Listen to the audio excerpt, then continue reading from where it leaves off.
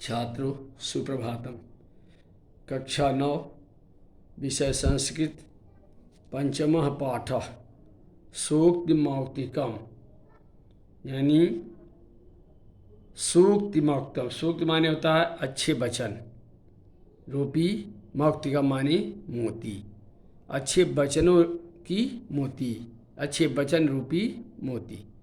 प्रस्तुतो अयं पाठः नैतिक शिक्षाणां प्रदायक रूपेण वर्तते। प्रस्तुतो अयं पाठः, प्रस्तुत यह पाठ नैतिक शिक्षाणाम, नैतिक यानी नीति की नैतिक शिक्षा के प्रदाय करने वाली है। प्रस्तुत यह पाठ नैतिक शिक्षा को प्रदान करने वाली है। अस्मिन् पाठे विविध ग्रंथे संग्रहणं कृत्वा नाना नैतिक शिक्षा बोधक पद्यानि गृहीतानि सन्ति।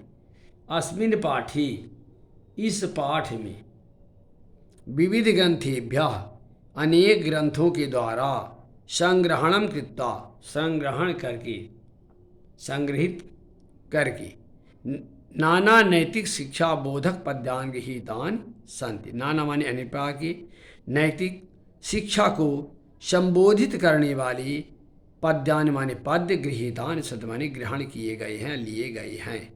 इस पाठ में अनेक ग्रंथों के द्वारा अनेक ग्रंथों से संग्रह करके अनेक प्रकार के नैतिक शिक्षा को संबोधित करने वाले पद्य ग्रहण किए गए हैं या लिए गए हैं।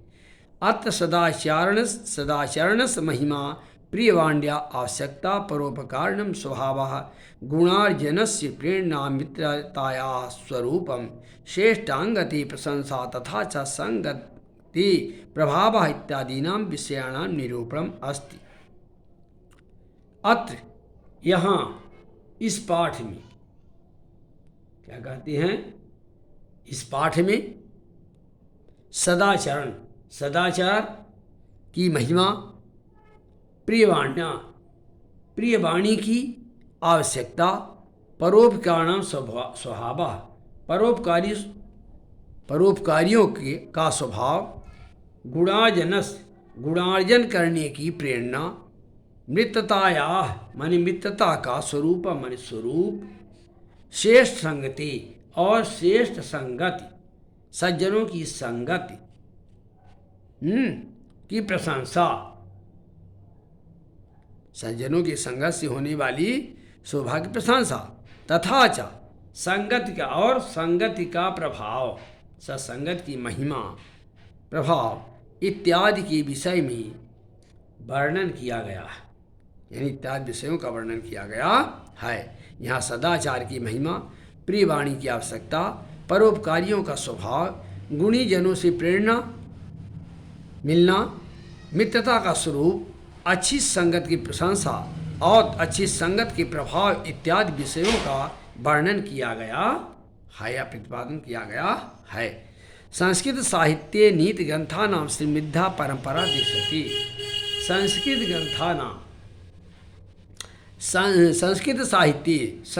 साहित्य में नीति ग्रंथानां, नीति के ग्रंथों की समृद्धा परंपरा, संपन्न परंपरा दृष्टि मानी दिखाई देती है। संस्कृत साहित्य में नैतिक ग्रंथों की संपन्नता और परंपरा दिखाई देती है। तत्र प्रतिपादित शिक्षाणाम अनुगमनं कृत्वा जीवन साफल्यं कर्तुं शक्नुमः। तत्र माने उससे प्रतिपादित शिक्षा, उससे प्राप्त शिक्षा का अनुगमनम कृत्वा माने अनुसरण करके जीवन साफल्यम, जीवन को सफल कर्तुम माने करने में शक्नुमः माने समर्थ हो सकते हैं। उससे प्राप्त शिक्षाओं का अनुसरण करके जीवन को सफल बना सकते हैं। अब देखिए, इसमें मनुष्य से पहला पद लिया गया है। वित्तम वृत्तम यतनेन संरक्षेद वित्तमेर चयाति च अक्षीणो वित्ता क्षीणो वित्तस्तत्व हतो हता। वृत्तम यत्नेन, वृत्तम माने होता आचरण की, चरित्र की। यत्नेन माने यत्न पूर्वक, संरक्षेत माने रक्षा करनी चाहिए। क्योंकि वित्तमेत यात यात च, क्योंकि वित्तम माने होता है धन भी, आत यात च, क्योंकि धन तो आता जाता रहता, आएगा जाएगा फिर आ जाएगा। अक्षीणो वित्तता क्षीणो, धन क्षीण होने पर पुनः आ सकता है। फिर वित्तस्तु हतो हता है, लेकिन मनुष्य की चरित्र के नष्ट हो जाने पर वह पुनः नहीं प्राप्त होता है। अर्थ क्या लिखेंगे? वित्तम तेन संरक्षेत, यानी चरित्र की यत्नपूर्वक रक्षा करनी चाहिए। वित्त में च यात यात च, क्योंकि धन तो आता है और चला जाता है। ततः अक्षीणो वित्ता क्षीणो, ततः वह धन पुनः आ जाता है। अक्षीणो वित्तता क्षीणो, यानी धन के नष्ट हो जाने पर मनुष्य नष्ट नहीं होता है, लेकिन वित्तस्तु हतो हतः, लेकिन चरित्र के नष्ट हो जाने पर मनुष्य नष्ट हो जाता है। अर्थ क्या लिखेंगे? चरित्र की यत्नपूर्वक रक्षा करनी चाहिए कि क्योंकि धन तो आता जाता रहता है, और धन चला जाता है तो पुनः आ जाता है, नष्ट हो जाता तो फिर से प्राप्त हो जाता है। तो धन के नष्ट होने पर मनुष्य नष्ट नहीं होता, लेकिन यदि मनुष्य का चरित्र नष्ट हो जाता है तो वह हमेशा के लिए नष्ट हो जाता है, यानी वह पुरुष मनुष्य हमेशा के लिए नष्ट हो जाता है। अतः धन से चरित्र महान है। सोइतम धर्म सर्वस्वम सुत्ता चैवावधार्यताम आत्मनः प्रतिकूलानि परेषां न समाचरेत्। सोइताम माने सुनिए, धर्म सर्वस्वम माने धर्म का सार, चैवादात और अवार्धयात माने ग्रहण कीजिए, यानी अपनाइए। आत्माना माने अपने में, प्रतिकूलान माने विपरीत वचनों को जो अनुकूल न हो, न समाचरित परिश्रम, तो ऐसे वचनों को दूसरे के लिए प्रयोग नहीं करना चाहिए। अर्थ क्या लिखेंगे? सभी सुइताम सर्वधर्मस्तुत्वा, सभी धर्मों का सार सुनना चाहिए। तथा सुत्ता चैवा धार्यत, तथा सुनकर उसे ग्रहण में, वैधार्यत, धार्यत मान उसे ग्रहण भी करना चाहिए। आत्माना प्रतिकूलान, लेकिन जो आचरण अपने लिए, आत्मान अपने लिए, प्रतिकूलान माने विपरीत हो, ना माने उस नहीं, परेशान माने दूसरों के लिए, समाचरित माने व्यवहार में लाना चाहिए, व्यवहार करना चाहिए। अर्थ क्या लिखेंगे? सभी धर्मों का सार सुनना चाहिए तथा सुनकर उसे ग्रहण करना भी चाहिए, लेकिन जो आचरण अपने लिए अनुकूल ना हो, यानी प्रतिकूल हो, वह आचरण या व्यवहार हमें कभी भी दूसरों के लिए नहीं करना चाहिए। प्रिय वाक्य प्रदानेन सर्वे तुष्यन्ति जन्तवः तस्मात् तदेव वक्तव्यम वचने कार्यदरिद्रता। प्रिय वाक्य माने प्रिय वाणी, मीठी वाणी।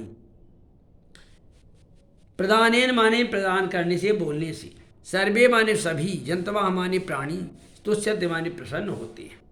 तस्मात् तो, तदई माने ऐसी, वक्तव्य माने वाणी बोलने में, का दरिद्रता, दरिद्रता क्यों की जाए, यानी कंजूसी क्यों की जाए। अर्थ क्या लिखेंगे? प्रिय वाणी बोलने से, प्रिय वचन बोलने से सभी प्राणी प्रसन्न होते हैं, खुश होते हैं। इसलिए जो है तस्मात् वक्तव्यम, तो इसलिए प्रिय वचन ही बोलने चाहिए। अथवा फिर वचने का देता, ऐसे प्रिय वचन बोलने में कंजूसी क्यों की जाए, दरिद्रता क्यों की जाए। क्या लिखेंगे? प्रिय वचन बोलने से सभी प्राणी प्रसन्न हो जाते हैं, खुश होते हैं, तो ऐसी ही वाणी सुननी चाहिए। और फिर प्रिय वचन बोलने में कृपणता क्यों की जाए, नहीं दरिद्रता क्यों की जाए। पिबन्ति नद्या स्वयमेव नाम्भः स्वयं न खादन्ति फलानि वृक्षाः नादन्ति सस्यं खलु वारिवाः परोपकाराय सतम विभूतयः। यह पद्य सुभाषित रत्न भंडागार से लिया गया है।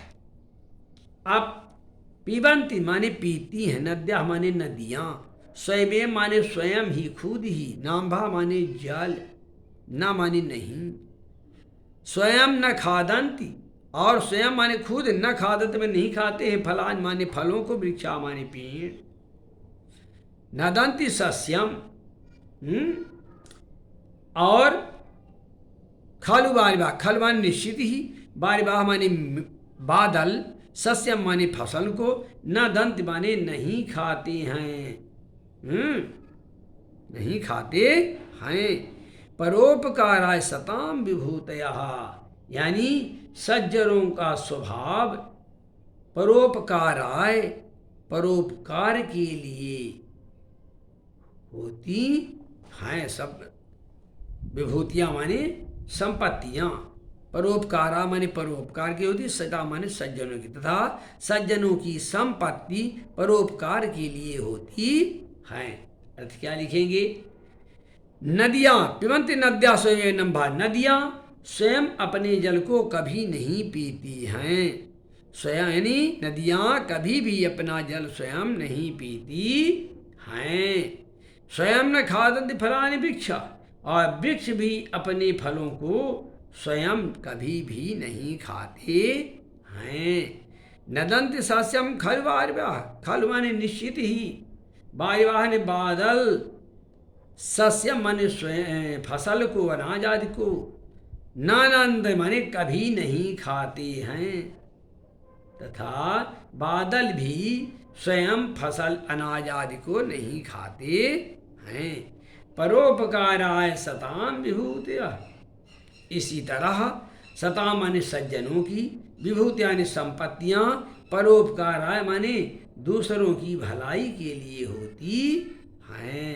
अर्थ क्या लिखेंगे? नदियाँ अपना जल स्वयं नहीं पीती हैं, वृक्ष भी अपने फलों को स्वयं नहीं खाते हैं, बादल भी स्वयं फसल अनाज को कभी नहीं खाते हैं। इसी तरह सज्जन पुरुषों की संपत्तियां भी दूसरों की भलाई के लिए होती है।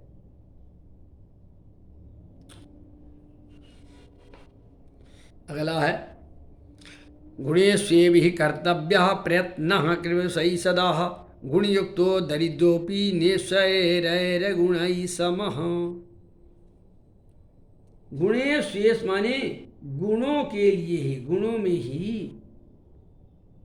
प्रयत्न माने प्रयत्न, कोशिश, प्रयास, पुरुषई माने पुरुषों को, लोगों को, माने हम लोगों को, पुरुषों को हमेशा अच्छे गुण ही प्राप्त करने के लिए प्रयास करना चाहिए, क्योंकि गुणयुक्तो दरिद्रो, गुणयुक्त माने गुण से युक्त, गुण सहित रहने वाला, दरिद्रो अब माने दरिद्र, गरीब भी, नैश्वर्य गुण ऐश्वर्य से संपन्न होता है। अर्थ क्या लिखेंगे?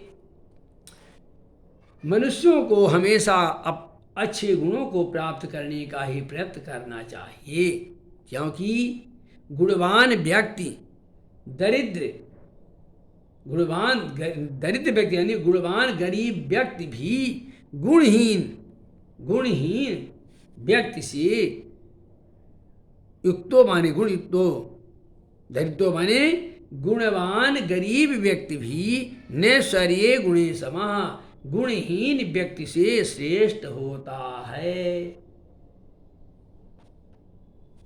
अर्थ क्या लिखेंगे? मनुष्यों को हमेशा अच्छे गुणों को प्राप्त करने के लिए ही प्रयत्न करना चाहिए, क्योंकि गुणवान गरीब व्यक्ति भी गुणहीन ऐश्वर्य मानी ऐश्वर्य से संपन्न व्यक्ति से श्रेष्ठ होता है। क्योंकि गुणवान गरीब व्यक्ति भी गुणहीन ऐश्वर्य युक्त व्यक्ति से श्रेष्ठ होता है। आरंभी गुरुभी क्षयणी क्रमेण लब्धि पुरा बुद्धिमती च पाश्चात निरस्त पूर्वाध पराध भिन्ना छायैव मति खल सज्जनानाम। आरंभ गुरुभी क्षयणी क्रमेण, आरंभ माने शुरू में, गुरुभी माने लंबी होती है, क्षयणी माने घटने वाली, घटते हुए स्वभाव की, क्रमेण माने क्रमशः, लब्धि माने छोटी, पूरा माने पहले, बुद्धिमती माने लंबी होती है, च पाश्चात माने और बाद में, फिर दिनस्य माने दिन की, पूर्वार्ध परार्ध भिन्ना, पूर्वार्ध परार्ध भिन्ना माने दोपहर के, पूर्वार्ध माने दोपहर के पहले की, अपरार्ध माने दोपहर के बाद की, भिन्ना छाया माने भिन्न छाया की तरह, यानी अलग, छाया की तरह अलग अलग होती है। छाया मित्री खल सज्जना नाम, यानी खल माने दुष्टों की संगत पहले बड़, जैसे सुबह की छाया बड़ी होती है, दोपहर में छोटी हो जाती है, उसी बाद दुष्टों की संगत पहले तो खूब अच्छी प्यारी होती है, लेकिन बाद में कड़ी भी हो जाती है। लेकिन सज्जनों की छाया पहले छोटी होती है और बाद में बड़ी होती है। अब क्या लिखेंगे? जिस प्रकार दिन के पहले आधे भाग में आरंभ गुरबी क्षयणी क्रमेण, पेड़ की छाया पूरा लब्धि पहले लंबी होती है तथा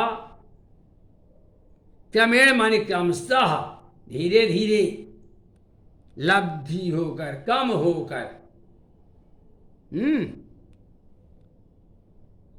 दोपहर में नष्ट हो जाती है। क्या लिखेंगे?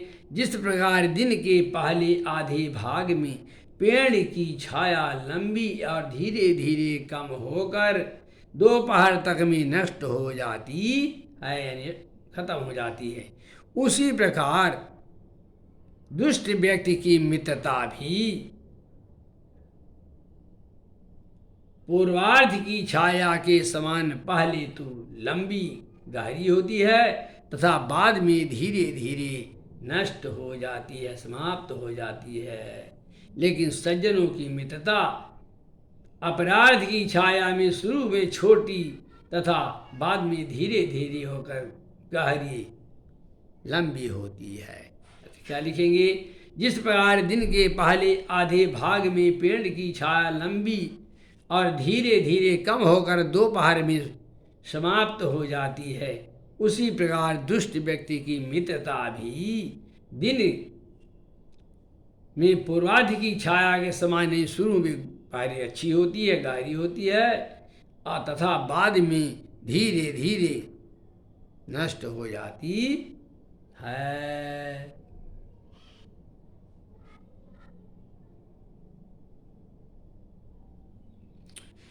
यत्रापि कुत्रापि गता भवेयुः हंसा मही मंडल मंडनाया हानिस्थितेषां हि सरोवराणां येषां मरालैः सह विप्रयोगः।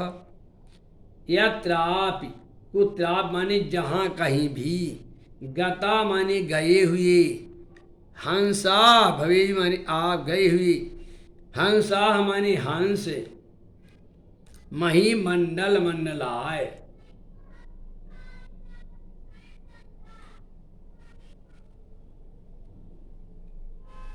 अर्थ क्या है? जहाँ कहीं भी गए हुए हंसों की, हे हंस, कब कहता है हंसों के लिए, हे हंस तुम जहाँ कहीं जिस पृथ्वी को सुशोभित करने के, यानी इस पृथ्वी को, किताब भवेयु महिमंडल मंडना, इस पृथ्वी को सुशोभित करने के लिए, या त्याग कुताब गता भवेयु, आप जहाँ कहीं भी जाते हैं तो हंसांस तेषां सरोवराम, वहाँ पर क्या होता है? आपके संयोग से वह स्थान स्वयं सुशोभित हो जाता है। लेकिन हिनस्ति तेषां ही सरोवराम येषां मरालय सब, लेकिन जिस सरोवर को छोड़कर, हिनास्त माने छोड़कर, तेसा माने उन सर्ववर्ण सर्वगुणों को, ऐसा माने जिसके साथ मरालई सह हंसों का वियोग होता है, उसकी शोभा नष्ट हो जाती है। अर्थ क्या लिखेंगे? अब कहता है कि हे हंस, तुम इस पृथ्वी को सुशोभित करने के लिए जहाँ कहीं भी जाते हो, तो उस तुम्हारे संयोग से उस स्थान की शोभा अवश्य हो जाती है। परंतु हिनांते साई सरोवरम, लेकिन जिस सरोवर को छोड़कर तुम चले जाते हो, तेसाम मरालय सा विप्रयोग, वह सरोवर तुम्हारे प्रयोग में, विप्रयोग हमारे तुम्हारे वियोग में क्या हो जाता है? निस्तेज यानी आभाहीन हो जाता है।